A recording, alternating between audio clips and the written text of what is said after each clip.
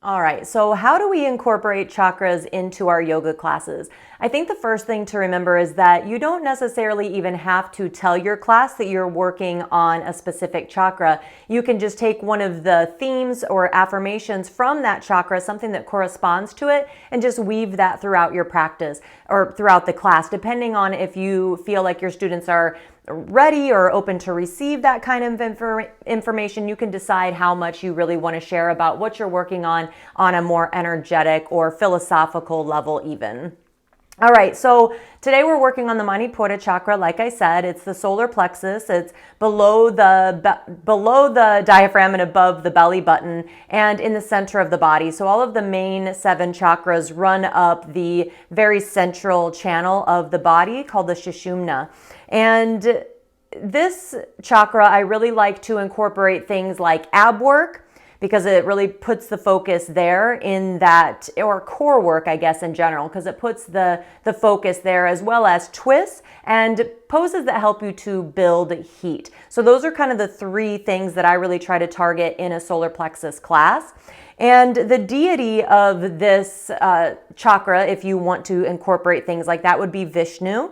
And it governs your personality, identity, and ego. So I'm going to give you a little reading here that you might decide to read in your classes. It's by Swami Satyananda Saraswati. It's from the Kundalini Tantra. And it says, Manipura is the center of dynamism, energy, willpower, and achievement, and it is often compared to the dazzling heat and power of the sun, without which life on earth would not exist. In the same way that the sun continually radiates energy to the planets, Manipura Chakra radiates and distributes pranic energy throughout the entire human framework, regulating and energizing the various activities of organs, systems, and processes of life. So that might be, if you are going to talk about the chakras and that you're teaching the chakras that day, that might be something nice to start out the class with, so that they really understand why you're working on it. When this chakra is out of balance, you could have gastric or digestion issues like stomach pain, heartburn, acid reflux, nausea, ulcers, or even a loss of appetite. Diabetes, hypoglycemia, and even eating disorders are all correlating to this chakra. Now, emotionally, it could come up with irresponsibility, an excessive need for control, victim mentality, and feelings of helplessness, insecurity, or inauthenticity. So you could use any of those as themes for your class. So not those, but the opposite of those. So responsibility, letting go of control, feeling empowered, things like that. So again, some theme options could be personal power, confidence, self-esteem, personal freedom, choice, authenticity. So we're focusing on the positives rather than the negatives of each of those. Some affirmations could be, and you can totally make your own up, but they could be, I honor the power within me. I honor myself. I accomplish tasks easily and effortlessly. The fire within me burns through all blocks and fears.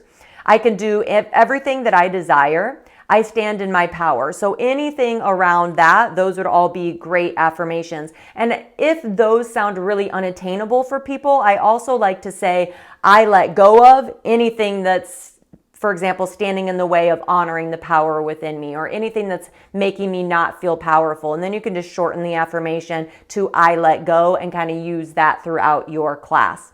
So the mudra that I chose for this one is Hakini Mudra, like this, just very easy. I love to choose easy mudras. So just going like this and then placing that down so it's kind of pointing out right in front of the solar plexus area. The mantra could be Ram. So you could incorporate Ram in the beginning and ending of the classes, or even throughout the class, even in place of Om if you like. The pranayama, I just chose Visamavritti, exhale longer than inhale during cooling down. So just really focusing on breathing kind of into and out of that solar plexus area. And as you breathe in, you can incorporate the visualization to breathe in to stoke that fire within you, and then breathe out anything that it's kind of burning up or bringing up to the surface, anything that you're ready to let go. Now, if you're teaching a more advanced class, you could do some something like breath of fire. Personally, I don't usually teach things like that because I teach a lot of beginners, and I focus more on these breathing techniques that they can bring off of their mat more often. But that's totally up to you. If that's something that you enjoy, then definitely feel free to do that. Even Ujjai Pranayama. So Ujjai, valving the back of the throat, that helps to cleanse and purify the breath, and it also helps to build heat. So that would be another great pranayama to add.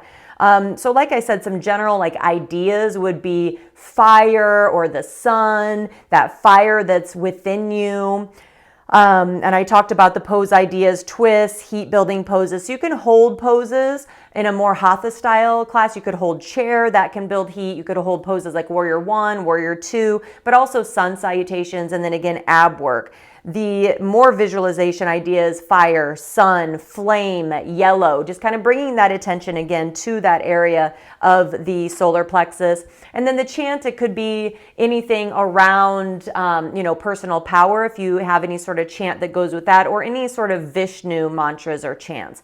So I really hope that this helps you. Please let me know, if there's anything that you've been doing that you really like to incorporate. I would love to hear that as well. All right, have a great day. Thanks so much for being here. If you want more information on me, you can go to crystalgray.me. All right, have a great day. Bye. Namaste.